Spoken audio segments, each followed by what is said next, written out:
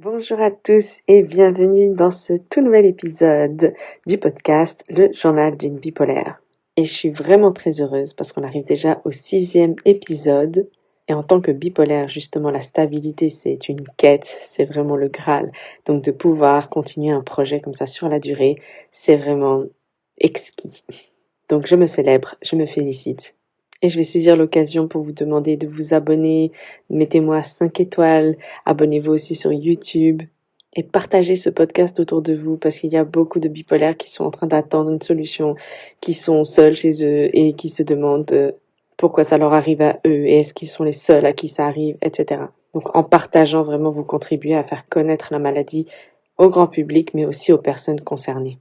Parce qu'on trouve vraiment encore très très peu de contenu à ce sujet.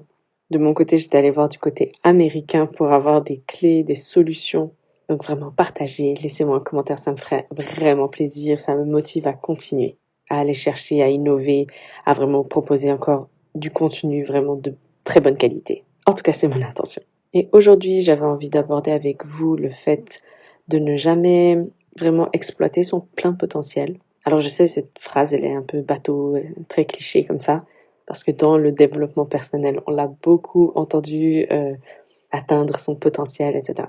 Mais je le replace ici dans un contexte de, de vécu de personnes bipolaires pour qui justement la stabilité, c'est tout un combat.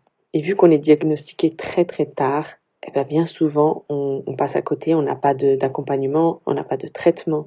Donc notre vie ressemble un peu aux montagnes russes. Et j'en ai parlé dans l'épisode précédent, mais c'est vraiment quelque chose qui a touché ma confiance en fait en moi, ma valeur, l'estime de moi-même, parce que je ne faisais que me lancer dans des nouveaux projets, puis j'abandonnais, je détruisais complètement ce que j'avais créé. Et pourtant, c'est des formations qui ont un coût, donc on investit, puis ensuite on va pas au bout, ou bien on passe un diplôme, puis on trouve un job et puis on arrête. Mais ça a aussi un coût en termes d'énergie, c'est-à-dire on va passer des heures à réfléchir, à créer, à monter quelque chose. On passe du temps à faire des rendez-vous, à se déplacer, à vraiment construire quoi, construire quelque chose. Et toute construction demande des ressources, demande de l'énergie, de l'argent, du temps, etc.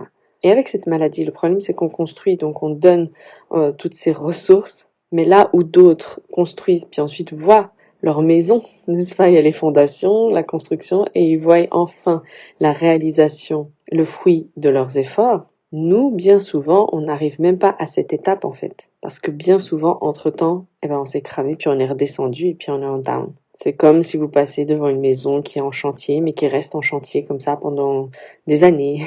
Et quand enfin ça va mieux, on reprend pas le chantier, et puis on va ailleurs, et puis on essaie de recréer quelque chose, et c'est pareil en fait. On laisse partout derrière nous des chantiers pas terminés. En tout cas, ça a été mon vécu.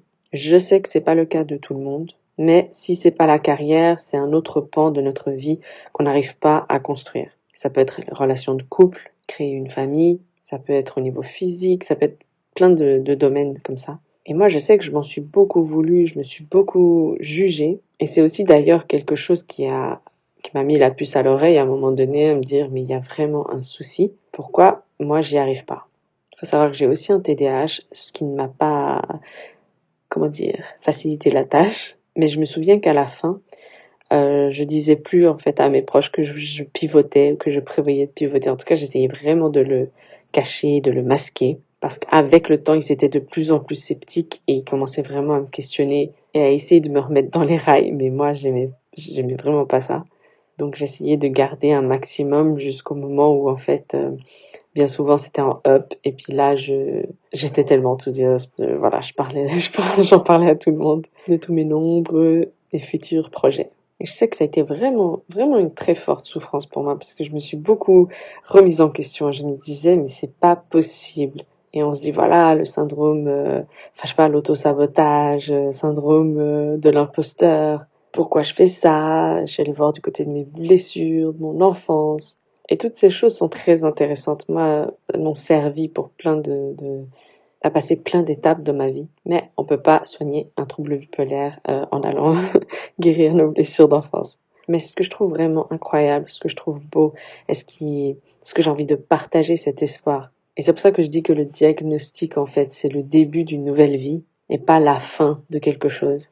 Parce que moi, je le vis vraiment comme ça aujourd'hui. Je me dis, voilà, j'ai réussi enfin à me stabiliser. D'ailleurs, je compte bien le rester et mettre en place ce qu'il faut pour rester le plus stable possible. Mais justement, maintenant que je suis stabilisée, je me dis, c'est maintenant que commence vraiment ma vie. Et surtout au niveau carrière et professionnel. Parce que ça fait des années, moi j'adore l'entrepreneuriat, ça fait des années, j'ai eu mon entreprise aussi il y a quelques années, mais tous les projets comme ça qui me tenaient vraiment à cœur et où j'ai tellement investi, je me suis tellement donné, tous ces projets que j'ai vus mourir en fait après, genre c'est tellement dur en fait, c'est tellement dur. Et on va dire maintenant que j'ai cette clé avec la stabilité, que je vois plus clair, que j'arrive à me projeter. J'en parlais dans l'autre épisode de l'immobilisme, quand on a peur de se lancer parce que on a peur que de nouveau ça tienne pas. Bah là, j'ai combattu cette peur aujourd'hui et ça prend un peu de temps de vraiment observer que l'humeur est stable. Mais maintenant, je peux me projeter et me dire c'est bon, je choisis telle ou telle voie, voilà ce que je veux faire. Et je veux vraiment vous transmettre ça. C'est maintenant que tout commence. Et maintenant, c'est vraiment d'aller voir, qu'est-ce qu'on fait. Peut-être que vous avez des projets que vous avez laissés en pause derrière vous, et c'est des projets que vous avez envie de récupérer, que vous avez envie de redémarrer. Ou peut-être que vous avez un tout nouveau projet, une toute nouvelle idée, un tout nouveau métier que vous avez envie d'explorer. Ça peut être une reconversion, ça peut être justement l'entrepreneuriat, qu'est-ce qu'on a envie de lancer, que ce soit un service ou un produit en ligne. Ça peut être aussi reprendre des études. Typiquement, c'est ce que j'avais fait. J'avais repris 1 an à l'université, mes bébés qui venaient de naître, l'instabilité, le manque de sommeil. Bon, ça a eu raison de ce projet-là. Et de toute façon, en fait, en me lançant, en faisant ces études, j'ai aussi pu me rendre compte que c'était pas vraiment fait pour moi. Donc c'est aussi ça, se réconcilier avec son passé, c'est dire que oui, on a touché à beaucoup de choses et que c'est une force, c'est une richesse. On a comme ça des multiples facettes. Et c'est très beau, les facettes. Ça réfléchit la lumière, ça brille. Et le fait de pouvoir reprendre des projets importants pour nous, qui nous tiennent à cœur, en sachant que cette fois-ci, on va pouvoir aller jusqu'au bout et jouer long terme, on va dire, c'est une telle satisfaction. Et vraiment, moi, 2026, je le vois vraiment comme un renouveau. Je choisis toujours un thème pour mon année, un nom, un mot. Et cette année, c'est éclosion. Parce que j'ai mis du temps avant de trouver cette stabilité en termes de traitement. Et là, ça a l'air d'être enfin la bonne. Et c'est pour ça que j'ai vraiment, tout ça, ça me tient vraiment à cœur. Et je travaille sur plein de choses pour cette année euh, concernant les personnes bipolaires. Je vous en parlerai quand ce sera un peu plus abouti. Mais voilà, j'ai prévu plein de belles choses pour cette année et je compte pas m'arrêter là. Et justement, enfin, j'ai acquis plein de compétences, plein de talents, de plein de domaines différents, dans plein de choses. J'ai été vraiment touche à tout. Et c'est comme si enfin toutes ces pièces de puzzle se mettent ensemble et que je peux les mettre dans un seul et unique projet. Donc ça, c'est vraiment génial. Et j'ai envie de vous créer, de vous partager vraiment du contenu qui va vraiment dans cette direction-là, sur reprendre des projets tout en restant stable, comment conserver cette stabilité, mais aussi en termes d'état d'esprit, de mindset, comment on gère ses pensées, le dialogue intérieur, comment on peut structurer son projet, comment en fait on peut gérer son temps, comment on peut s'organiser et comment articuler sa vie, on va dire de manière bipolaire friendly.